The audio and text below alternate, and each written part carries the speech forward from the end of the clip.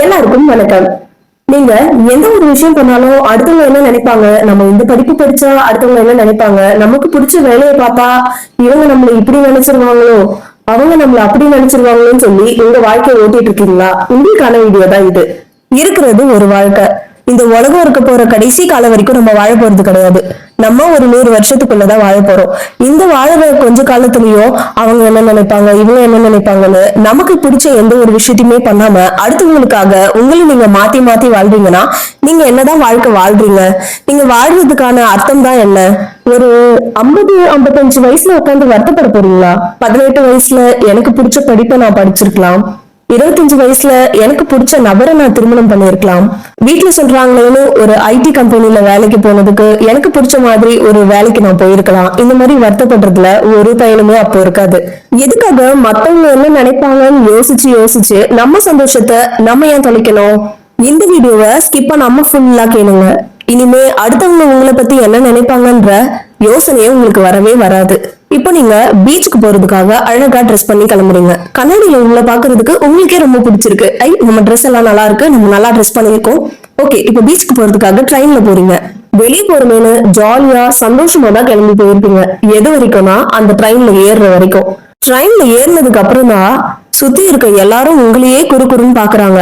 அப்பதான் உங்களுக்கு தோணும், என்ன எல்லாரும் நம்மளையே பாக்குறாங்க, ஒருவேளை நம்ம பண்ணிருக்க ட்ரெஸ் நல்லா இல்லையோ, நம்ம ஹேர் ஸ்டைல் கேவலமா இருக்கும், ஒருவேளை நம்ம குண்டா சிங்கமா இருக்குமோ, நம்மளோட தொப்பை வெளியே தெரியுதோ, நல்லா தானே ட்ரெஸ் பண்ணோம், ஒருவேளை இந்த ட்ரெஸ் பண்ணது நல்லா இல்லையோ, நம்ம போட்டுக்க மேக்கப் பெயின் மாதிரி இருக்கும், பசங்களா இருந்தா நம்ம ஷர்ட் நல்லா இல்லையோ, பேண்ட் நல்லா இல்லையோ, ஒருவேளை நம்ம ஷூ நல்லா இல்லையோ, யார் பார்த்தாலும் யாராவது கீழே பார்த்தா கூட ஒருவேளை நம்ம காலை தான் பாக்குறாங்களோ, நம்ம செருப்பை பாக்குறாங்களோ, ஐயோ நம்ம காலை அசிங்கமா இருக்கும், இப்படி எல்லாம் என்ன ஓட ஆரம்பிச்சிடும். யாராவது உங்களையே பார்த்துட்டு போன்ல பேசி சிரிச்சிருந்தா கூட நம்ம காமெடியா இருக்கும், நம்மளதான் ஜோக் அடிச்சு ஏதோ சிரிக்கிறாங்களோ, இப்படி எல்லாம் கூட தோண ஆரம்பிச்சிடும்.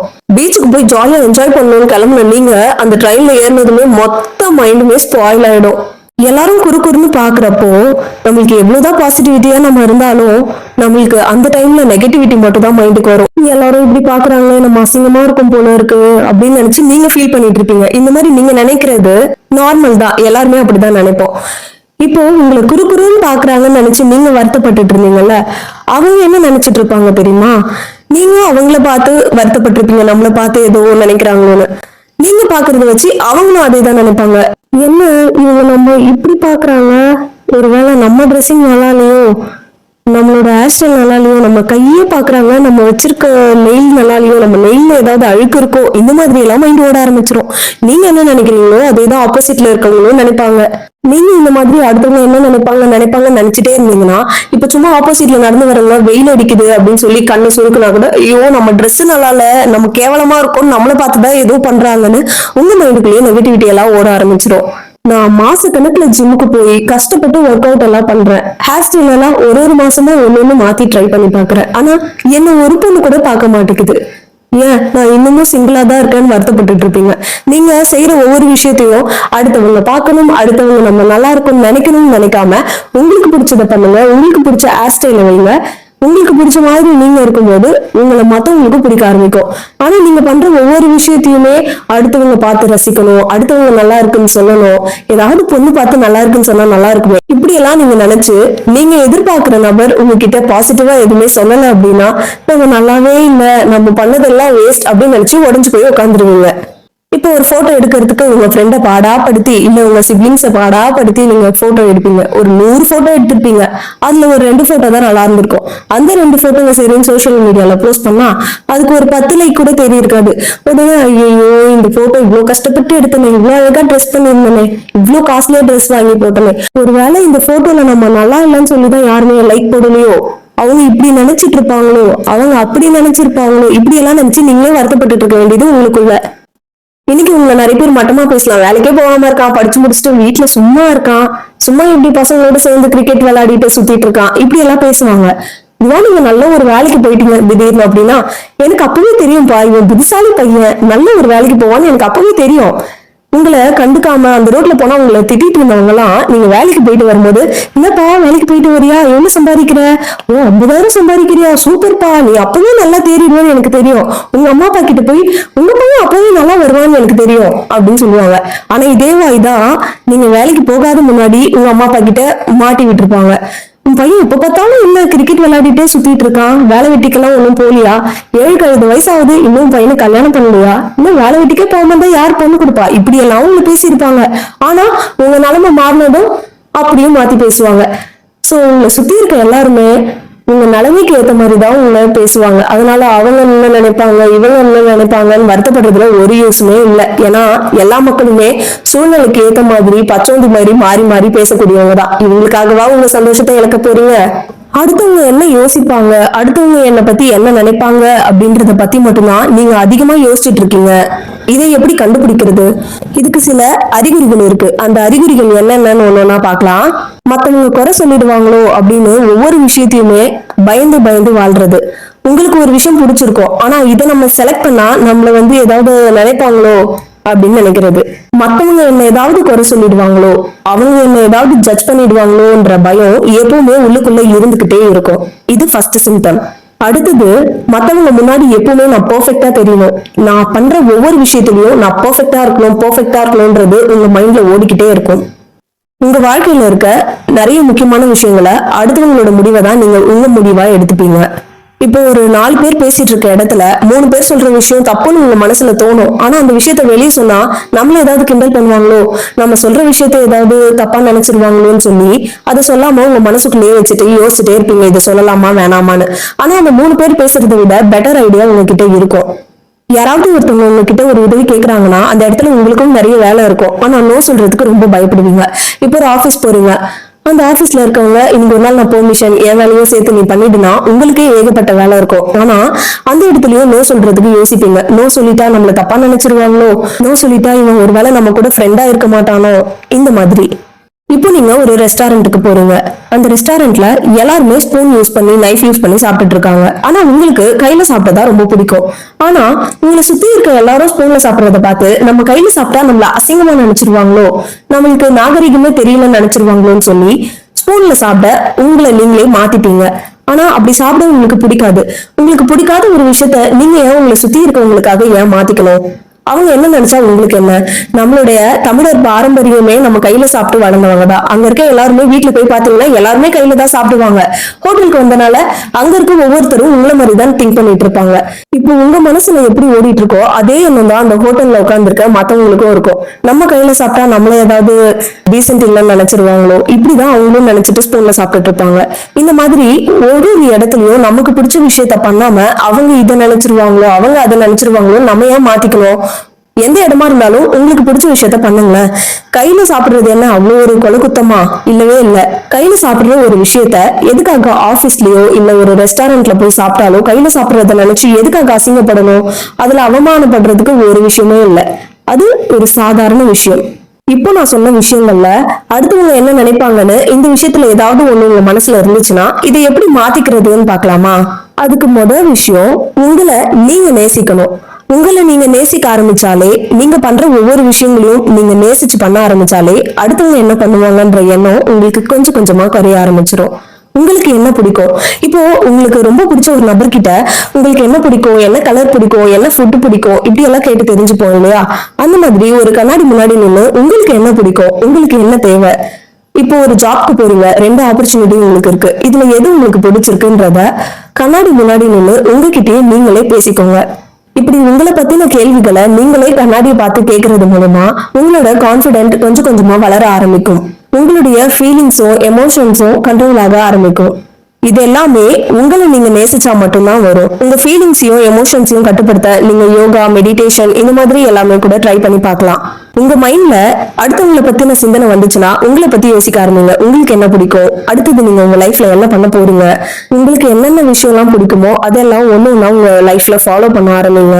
இப்ப நீங்க குண்டா இருக்கீங்க இல்ல ஒல்லியா இருக்கீங்கன்னா அடுத்தவங்க நம்மள குண்டா இருக்குன்னு சொல்லி கிண்டல் பண்ணிடுவாங்களோ, இல்ல நம்ம தொடப்பு குச்சி மாதிரி இருக்கும்னு சொல்லி யாராவது நம்மள கிண்டல் பண்ணிடுவாங்களோ, இந்த மாதிரி எல்லாம் நினைக்காம அவங்களுக்காக நீங்க வெயிட் போடணும், அவங்களுக்காக நீங்க வெயிட் லாஸ் பண்ணணும்னு நினைக்காம உங்களுக்கே நீங்க வெயிட் லாஸ் பண்ணா நல்லா இருக்கும்னு தோணுச்சுன்னா உங்களுக்காக நீங்க ஒர்க் அவுட் பண்ண ஆரம்பிங்க. உங்களுக்காக வாக்கிங் போங்க, டான்ஸ் பண்ணுங்க, பண்ணுங்க. இந்த மாதிரி ஒவ்வொரு விஷயத்தையும் உங்களுக்காக பண்ண ஆரம்பிங்க. இப்போ உண்மையாவே நீங்க வந்து ரொம்ப லீனா இருக்கீங்க, வெயிட் பண்ணணும்னு நினைக்கிறீங்கன்னா அடுத்தவங்க சொல்றாங்கன்றதுக்காக பண்ணாதீங்க. உங்களுக்கு இப்படியே இருக்க பிடிச்சதுன்னா இப்படியே இருங்க. இல்ல கொஞ்சம் வெயிட் பண்ணணும்னா அதுக்கு இந்த மாதிரி ஹெல்த்தியான ஃபுட்ஸ் எல்லாம் சாப்பிட ஆரம்பிங்க. நிறைய ஃப்ரூட்ஸ் எடுத்துக்கோங்க, நிறைய தண்ணி குடிங்க. ஹெல்த்தியா உங்க லைஃபை எப்படி மாத்தணுமோ அதுக்கேற்ற மாதிரி உங்களை நீங்களே லவ் பண்ணி உங்களை நீங்களே டேக் கேர் பண்ணுங்க. டெய்லி உங்க வாழ்க்கையில உங்களுக்காக நீங்க என்னென்ன விஷயத்தெல்லாம் மாத்திக்கிறீங்களோ அதெல்லாத்தையும் எழுத ஆரம்பிங்க. இது மூலியமா உங்களோட செல்ஃப் லவ் ரொம்ப இம்ப்ரூவ் ஆகும்.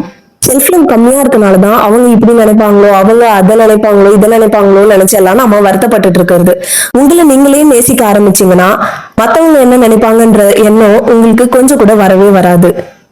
நீங்க என்னதான் எல்லா விஷயத்திலயும் பெர்ஃபெக்ட்டா இருந்தாலுமே உங்களை சுத்தி 4 பேர் இருக்கதான் செய்வாங்க உங்க மைண்டை கெடுக்கிறதுக்குமே.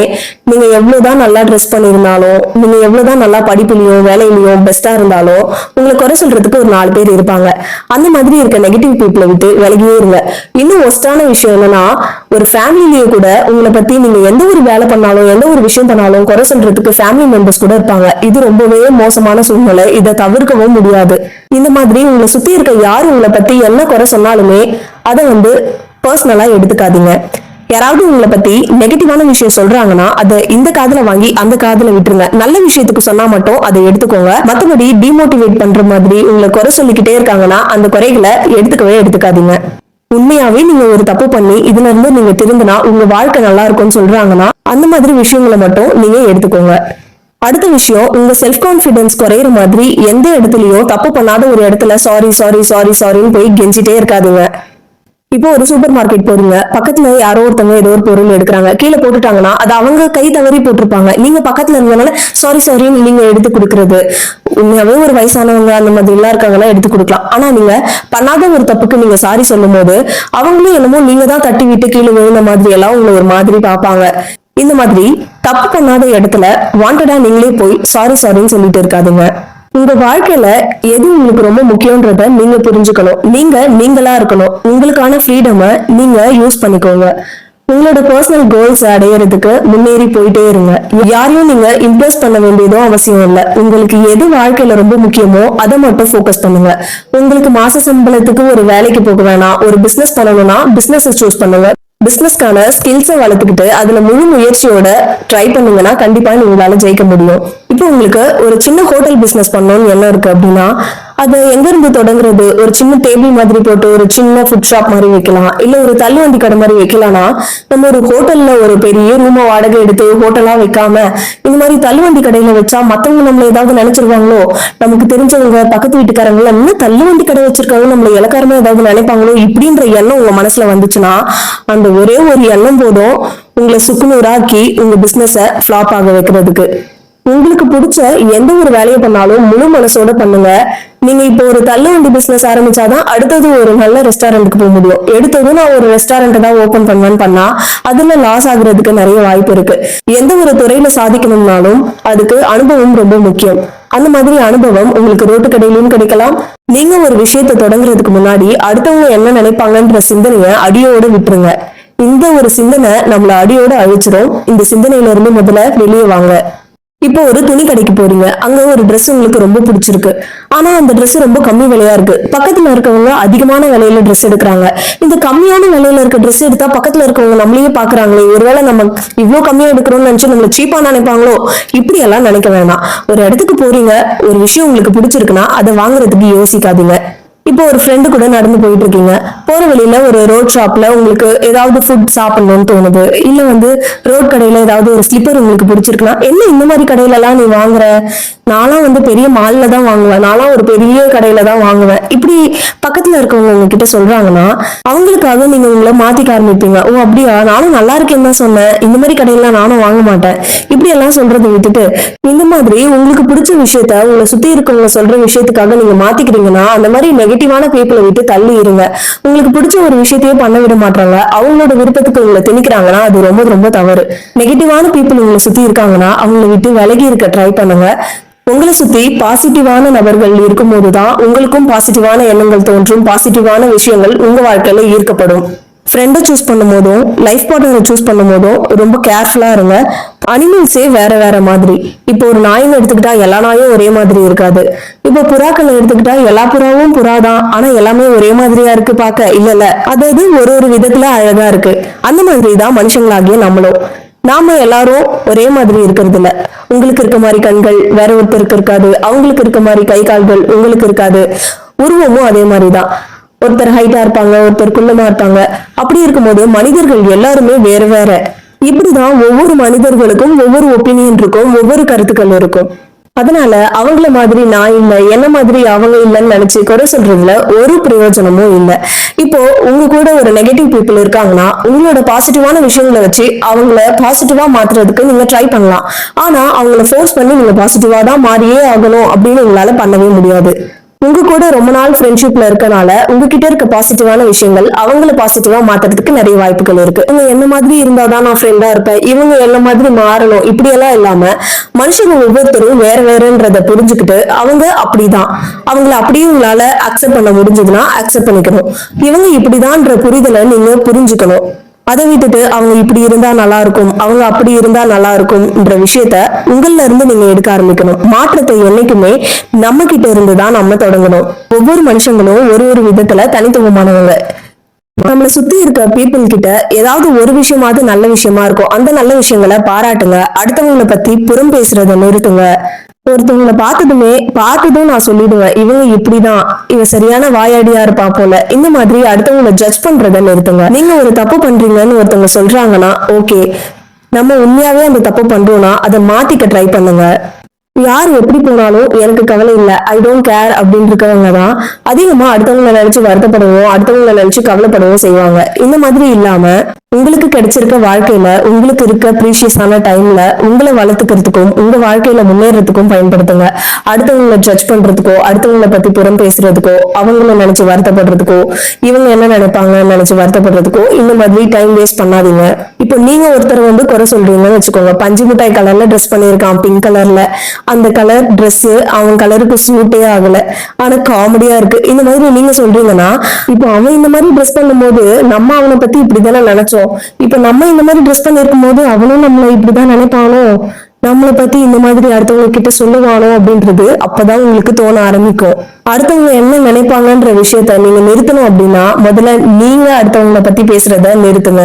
நம்ம ஒன்னும் மைண்ட் ரீடர் எல்லாம் இல்ல, ஒருத்தவங்க பார்த்ததும் இவங்க இப்படிதான் நினைக்கிறாங்கன்னு ஜட்ஜ் பண்றதுக்கு. ஒவ்வொருத்தரோட மனசும் வெவ்வேறானது. அவங்க மனசுல என்ன நினைக்கிறாங்கன்றதெல்லாம் நம்மளால ரீட் பண்ணி தெரிஞ்சுக்கவே முடியாது. சோ இந்த மாதிரி விஷயங்கள்ல தேவையில்லாம டைம் வேஸ்ட் பண்ணாதீங்க. உங்களோட வேலையில மட்டும் ஃபோக்கஸ் பண்ணுங்க.